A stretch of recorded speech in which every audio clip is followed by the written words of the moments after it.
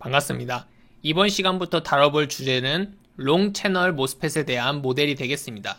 우리가 학부 과정에서 이미 롱 채널 모스펫의 모델을 하나 배웠습니다. 이상적인 모델에 대해서 우리가 배웠고요. 그 모델을 조금 더 발전시켜 나가는 과정에 대해서 배워보는 그런 주제가 되겠습니다. 그렇다면 여기서 우리가 왜 굳이 최신 모스펫을 배우지 않고 롱 채널 모스펫에 대한 모델을 배우는지 의문이 드실 학생분들도 있을 것 같은데, 그 이유에 대해서는 고급소자 물리 강의 처음에 이야기하였듯이 우리가 학부 때 배운 이론이 어떻게 추가적으로 더 발전해 나갈 수 있을지 그 과정에 대해서 이해한다면은 우리가 최신에 연구되고 있는 모스펫의 발전 방향도 우리가 이해할 수 있기 때문에, 그런 발전 과정을 이해하기 위해서 우리가 롱 채널 모스펫을 학부 때 배웠기 때문에 거기서 추가로 어떻게 더 모델이 발전해 나갈 수 있을지를 한번 이번 주제에서는 다뤄보도록 하겠습니다.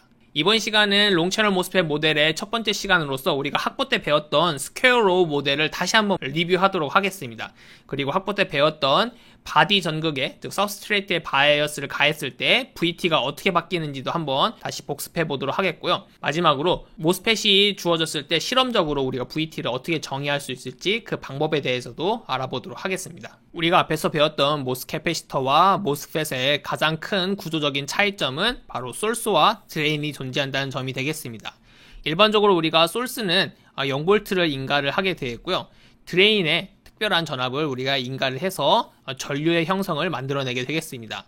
따라서 모스 캐패시터에서는 우리가 게이트 전압에 의한 수직한 방향의 일렉트릭 필드만 고려를 하면 되었다면은, 모스 FET에서는 드레인 전압 때문에 발생하는 이 수평한 방향의 일렉트릭 필드도 우리가 고려해줘야 된다는 복잡성이 더 추가가 되겠습니다. 그리고 우리가 드레인 전압에 의해서 이 채널 포텐셜의 분포가 발생을 하게 되겠습니다. 예를 들어서 우리가 드레인 전압을 1V를 인가를 했다면은 우리가 지금 소스가 0V이기 때문에 포텐셜 분포가 발생을 하게 되는데요. 예를 들어서 이 소스와 채널 경계면은 0V가 될 테고, 이 중간 지점은 0V와 1V 사이, 예를 들어서 0.5V 이런 식으로 어떤 특정한 포텐셜 분포를 가지고 이 드레인 끝점은 이제 1V가 되는 이런 분포를 가지게 되겠습니다. 따라서 우리가 예전에 유도한 모스 캐패시터에서의 Q 인버전 차지의 양이 다음과 같이 주어지는데, 이 식이 변화가 발생을 하게 되겠습니다. 가장 큰 변화는 바로 이 채널 포텐셜을 고려하는 이 부분이 되겠습니다.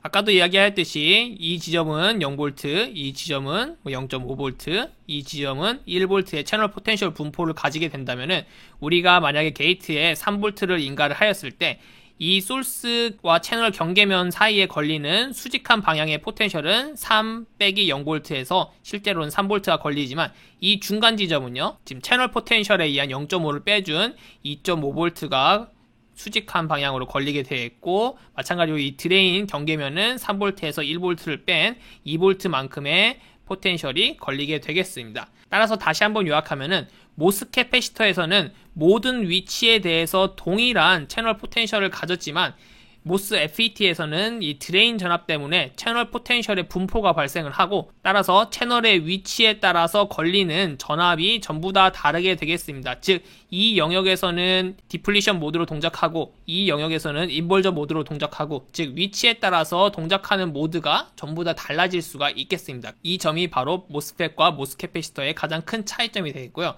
따라서 모스펫에서의 Q 인벌전 식은 다음과 같이 채널 포텐셜 값을 고려해준 형태로 식이 변화가 있겠습니다. 이렇게 얻어진 Q 인버전 식을 기반으로 해서 우리가 학부 때 가장 간단한 그리고 이상적인 형태의 모스펫 모델을 만들었습니다. 그 모델을 보통 스퀘어 로우 모델이라고 부르게 되겠습니다. 그 이유는 우리가 이미 유도해봐서 알고 있듯이 게이트 전압의 제곱 형태로 드레인 전류가 결정되기 때문에 우리가 스퀘어 로우 모델이라고 부르게 되겠습니다.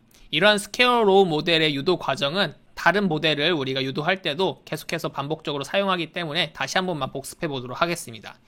우리가 이상적인 스퀘어 로우 모델을 만들 때 가정했던 사실은요, 첫 번째로 우리가 이 모델은 오직 스트롱 인버전 모드 상태만 고려한 모델이 되겠습니다. 즉 모스펫이 완전히 온 된 상태, 즉 채널이 완벽하게 형성된 상태만 우리가 고려해서 만든 그런 모델이 되겠고요. 두 번째로 가정하는 것은 채널에 있는 캐리어의 모빌리티가 항상 일정하다, 상수값이다라고 가정을 하도록 하겠습니다. 이것은 우리가 뒤에서 적분할 때 상수값으로 모빌리티 값을 취급하기 위해서 하는 가정이 되겠고요. 세 번째 가정은요, X방향 일렉트릭 필드가 항상 상수값이라고 가정을 하도록 하겠습니다. 여기서 X방향은 이 가로 방향을 의미를 하게 되겠고요. 이 가정은 사실 다른 말로 Gradual Channel Approximation이라고 부르게 되겠습니다. 이 Gradual Channel Approximation의 의미는요, 우리가 사실 지금 스트롱 인버전 상황을 가정하고 있는데, 우리가 스트롱 인버전 모드를 만들게 되면은 이 채널, 즉 인버전 차지뿐만 아니라 밑에 디플리션 차지도 같이 형성이 되겠습니다. 지금 이 위 그림에서는 지금 이 빗금친 부분, 즉 파란색 부분이 채널이고 그 아래 디플리션 리전이 형성된다라고 지금 표현을 하고 있고, 이 아래쪽 그림이 조금 더 보기 편한데요. 지금 채널이 형성되어 있고, 우리가 모스 캐패시터에서도 배웠듯이 인버전 모드에서는 이 인버전 차지뿐만 아니라 뒤에 원래 형성되었던 디플리션 차지들도 다음과 같이 존재를 하게 되겠습니다. 그런데 이 Gradual Channel Approximation의 의미는요, 이 디플리션 레이어의 폭이 변화가 거의 없다라고 가정하는 것이 되겠습니다.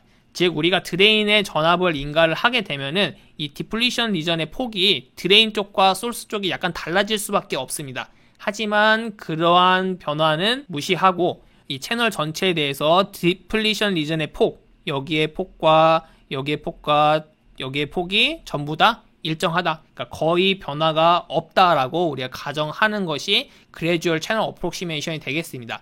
이렇게 가정하는 이유는 결국 드레인 전압에 의해서 뭔가 디플리션 리전의 변화가 발생을 하면은 그것을 실제 모델에 고려를 해줘야 되는데, 그렇다는 얘기는 이 드레인 전압 때문에 발생하는 이 X방향의 변화를 모델에 포함을 해야 되는데, 우리가 그렇게 하기에는 매우 복잡하니까 이 변화는 우리가 무시하고, 즉 디플리션 리전이 변화하면서 발생하는 추가적인 현상은 무시하고 오직 게이트 전압에 의한 채널 형성만 우리가 전류 모델을 만들 때 생각하겠다. 즉 1차원적인 해석을 하기 위해서 우리가 이런 가정을 하는 것이 바로 Gradual Channel Approximation이 되겠습니다. 네 번째 가정은요, 우리가 드리프트 커런트만 고려를 할 것입니다. 즉 채널을 통해서 흐르는 드리프트 커런트만 고려를 할 거고, 디퓨전에서 발생하는 커런트는 고려하지 않겠다라고 가정할 테고요. 마지막으로 게이트 옥사이드를 통한 커런트는 없다라고 가정을 하도록 하겠습니다. 실제로는 이 옥사이드가 절연체이기 때문에 이상적으로는 전류가 전혀 흐르지 않지만, 실제 모스펫에서는 누설 전류 같은 것들이 흘러서 드레인 쪽이나 소스 쪽으로 가게 되겠습니다. 나중에 우리가 다시 배우게 될 거고요.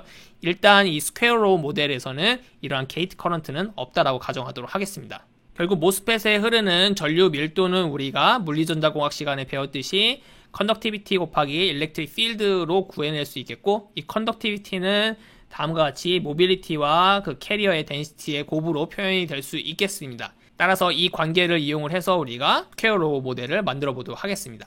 따라서 시작은요, 우리 X방향의 전류 성분을 우리가 IX라고 표현을 하면은 우리가 X방향의 전류 밀도에 대해서 YZ방향의 면적에 대해서 적분을 해준 것이 되겠습니다. 즉 모스펫이 지금 그림에는 표현이 되어 있지 않지만 깊이 방향으로 면적을 가지고 있고요. 이 면적에 대해서 우리가 JX를 소스 지점부터 드레인 지점까지 쭉 적분을 해주면 되겠습니다.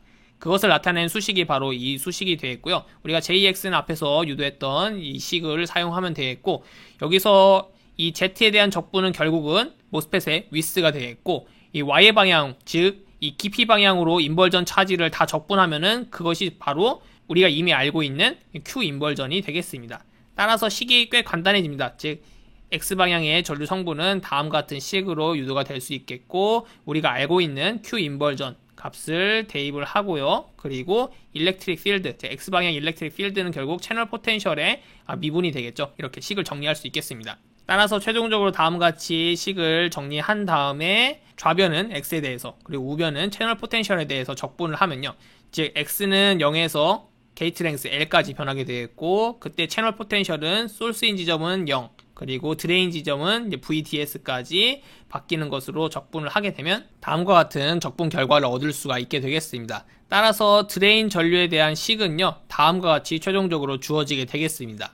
여기서 우리가 학부 때 핀치오프라는 개념을 배웠습니다. 즉 드레인 전압이 VGS-VT가 되는 시점에 대해서는 드레인 경계면에서 채널이 끊기게 되겠고요. 이것보다 더 큰 드레인 전압을 우리가 인가하게 되면은 드레인 전압을 높이더라도 드레인 커런트가 더 이상 증가되지 않는, 즉 세츄레이션 영역으로 들어간다라고 우리가 이미 배웠습니다. 예전에 배웠던 것을 다시 한번 복습해 주시길 바라겠고요. 따라서 모스펫은 드레인 전압의 크기에 따라서 리니어 리전, 즉 드레인 전압에 따라서 드레인 커런트가 바뀔 수 있는 구간과 그렇지 못하고 드레인 전압이 바뀜에도 불구하고 항상 일정한 드레인 커런트 값을 가지는 세츄레이션 리전으로 구분을 할 수 있게 되겠습니다. 이미 학부 때 배워서 이제 아주 친숙한 그래프가 될 것입니다. 즉 우리가 드레인 전압에 따라서 바뀌는 드레인 커런트에 대한 그래프를 그려보게 되면 우리가 리니어 리전까지는 드레인 전압이 증가함에 따라서 드레인 커런트가 증가를 하지만 이 시점 이후, 즉 핀치오프 시점 이후부터는 드레인 커런트가 거의 증가되지 않고 일정한 값을 가지는 세츄레이션 영역으로 넘어가게 되겠습니다. 따라서 이 스퀘어 로우 모델을 통해서 우리가 각각의 구간에 대해서 드레인 커런트가 어떻게 발생하는지를 예측할 수 있게 되겠습니다. 그 다음 우리가 학부 기초반도체공학 강의에서 배웠던 내용 중에 하나가 바로 서브스트레이트 바이어스에 의한 효과, 또 다른 말로는 바디 이펙트가 되겠습니다. 우리가 일반적으로 이 바디 쪽에는 그냥 접지를 두는 것이 일반적이겠지만 필요에 따라서 바디 쪽에 전압을 인가하는 경우가 있습니다. 이때에는 우리가 N채널 모스펫을 기준으로 했을 때 이 바디 쪽과 소스 쪽, 그리고 바디 쪽과 드레인 쪽은 PN 접합이 형성이 되어 있습니다. 이러한 PN 접합을 통해서 우리가 의도하지 않은 전류가 흐르면 안 되기 때문에 항상 리버스 바이어스가 걸릴 수 있도록 전압을 인가를 해야 됩니다. 따라서 지금 PN 접합이니까 항상 바디 쪽에는 음의 전압을 인가를 해야만 우리가 리버스 바이어스를 인가할 수 있겠다라는 사실을 우리가 알 수 있겠습니다. 하지만 대부분의 교재들은 우리가 VSB로 정의하는 경우가 많습니다. 즉 VSB는 소스 전압 마이너스 바디 전압이 되어 있고요. 일반적으로 소스에는 항상 0V를 인가하기 때문에 결과적으로 이것은 마이너스 VB를 의미를 하게 되겠습니다. 따라서 다시 한번 이야기하면요. N채널 모스펫 같은 경우에는 우리가 바디 전압을 음의 전압으로 인가를 해야 됩니다. 항상 리버스 바이어스가 걸릴 수 있게 음의 전압을 인가를 해야 되는데 우리가 VSB라고 표현할 때는 항상 이제 양의 전압으로 표현이 되겠습니다. 따라서 VSB는 항상 양의 전압의 값을 가져야만 N채널 모스펫에서 우리가 원치 않는 전류의 흐름이 발생하지 않도록 할 수 있겠습니다. 이렇게 바디 쪽에 전압을 인가하는 경우에 우리가 앞에서 보았던 Q 인버전 식이 또다시 바뀌게 되겠는데요. 우리가 일단 드레인 전압은 없다라고 가정을 하겠고요. 바디 전압이 인가되었을 때는 우리가 Q 인버전 식이 다음과 같이 바뀔 수 있겠는데요. 원래의 식에서 지금 여기 보시면 디플리션 리전이 있기 때문에 우리가 이미 배웠듯이 C 디플리션 성분이 존재를 하게 되겠습니다. 여기에 우리가 전압을 인가를 하기 때문에 결국은 이 전압의 캐패시턴스 값을 곱해주면은 이 값이 바로 Q 인버전의 차지의 변화량을 나타내게 되겠습니다. 따라서 이렇게 식을 우리가 바디 바이어스를 고려를 해서 수정을 해주게 되면은 다음과 같이 정리를 할 수 있는데요. 잘 보시면 결국은 VT가 이만큼의 항만큼 변화가 발생한다는 사실을 알 수가 있겠습니다. 즉 COX분의 C 디플리션 곱하기 바디에 인가된 전압의 크기만큼 VT가 증가한다라는 사실을 알 수가 있겠습니다. 최종적으로 다시 한번 요약하면요. 우리가 바디 쪽에 전압을 인가를 하게 되면은 VT를 바꿀 수 있습니다. 그 바뀌어지는 VT의 양은 다음과 같은 수식에 의해서 결정이 되겠습니다. 따라서 모스펫의 VT를 가장 쉽게 바꿀 수 있는 방법 중에 하나가 바로 바디 바이어스를 인가하는 것이 되겠습니다. 지금 이 그래프는 바디 바이어스를 바꿈에 따라서 VT가 어떻게 바뀌는지를 실제 측정 결과와 이제 모델을 보여주는 것이 되겠고요. 지금 N채널 모스펫 쪽을 보시면은 바디 바이어스가 인가됨에 따라서 VT가 증가되는 그 기울기가 결국 알파가 되어 있고 이 값이 COX분의 C 디플리션 값이 되겠습니다. 또 하나 우리가 학부 때는 다음과 같은 식으로 우리가 공부를 했었습니다. 즉 VT가 바디 바이어스가 바뀜에 따라서 다음과 같이 식이 유도가 될 수 있다라고 배웠었고 이 식의 유도 과정을 배웠었는데요. 앞에서 본 식과는 조금 달라 보일 수 있겠지만 결국 이 C 디플리션 이 항을 풀어서 쓴 것에 불과하겠습니다. 이 식의 유도 과정도 알고 싶다면은 이전 강의를 참고하길 바라겠습니다. 따라서 여기서 이제 이 앞에 상수 덩어리가 있는데요. 이 상수 덩어리를 우리가 앞으로 바디 이펙트 파라미터라고 해서 이후의 강의에서 종종 사용하도록 하겠습니다. 모스펫의 VT를 조절하는 또 다른 방법으로는 우리가 바디 쪽의 도핑 농도를 바꾸는 것이 되겠습니다. 지금 이 그래프는요. 바디 쪽에 도핑 농도가 바뀜에 따라서 15승, 16승, 17승 이런 식으로 바뀜에 따라서 VT가 어떻게 바뀌는지를 표현한 그래프가 되겠습니다. 지금 N채널 모스펫이 이제 왼쪽에 Y축 이 값을 보시면 되겠고요. 이 하늘색으로 표현된 커브를 보시면 되겠습니다. 따라서 이제 도핑 농도가 증가하면 증가할수록 초반부에는 서서히 VT의 변화가 증가하다가 어느 시점 이상이 되면은 VT가 급격하게 증가하는 것을 볼 수가 있습니다. 즉 우리가 서브스트레이트의 도핑 농도를 높여주게 되면은 이 값이 증가를 하겠죠. 이 값이 증가할 테니까 결과적으로는 VT가 증가되는 방향으로 VT가 바뀌게 되겠습니다. 또한 우리가 학부 때 배웠듯이 VT라는 것은 다음과 같이 정의가 될 수 있겠고요. 우리가 이 VT를 결국 우리가 원하는 값으로 튜닝하기 위해서는 결국 सब스트레이트 도핑 농도를 바꾼다거나 혹은 게이트 옥사이드의 두께를 바꿔서 즉 TOX 값을 바꿔서 조절을 할 수가 있겠습니다. 여기에 우리가 추가적으로 바디 바이어스까지 컨트롤 한다면은 우리가 원하는 VT를 조절할 수 있겠고요. 이 세 가지 방법이 학부 때 배운 VT를 컨트롤할 수 있는 방법이 되겠습니다. 마지막으로 다뤄볼 주제는 우리가 VT라는 것을 실험적으로 정의하는 방법에 대해서 설명드리도록 하겠습니다. 우리가 VT에 대한 수식은 이미 모스 캐패시터에서부터 배웠습니다. 하지만 이 수식이 유도된 과정을 다시 한번 떠올려 보면요. 이 수식은 우리가 디플리션 모드로 모스 캐패시터가 들어갔을 때 서페이스 포텐셜이 2πfp가 되는 시점을 우리가 정의한 것이 이론적인 VT 값이 되겠습니다. 하지만 이 수식이 나온 배경에서는 우리가 인벌전 차지를 제대로 고려하지 않았고요. 또한 이것은 모스 캐패시터에서 구해진 수식이며 실제로 모스펫에서는 전류가 흐르기 때문에 이렇게 전류가 급격하게 증가되는 이러한 포인트와 이론적으로 구해진 이 VT와의 괴리가 상당히 많이 발생을 하게 되겠습니다. 따라서 우리가 어떤 모스펫을 가지고 있는데 VT를 정의해야 된다. 그때는 사실은 이 수식을 거의 사용하지 않습니다. 그렇다면 우리가 실험적으로 어떻게 VT를 정의하느냐? 일반적으로 많이 사용되는 세 가지 방법이 있는데요.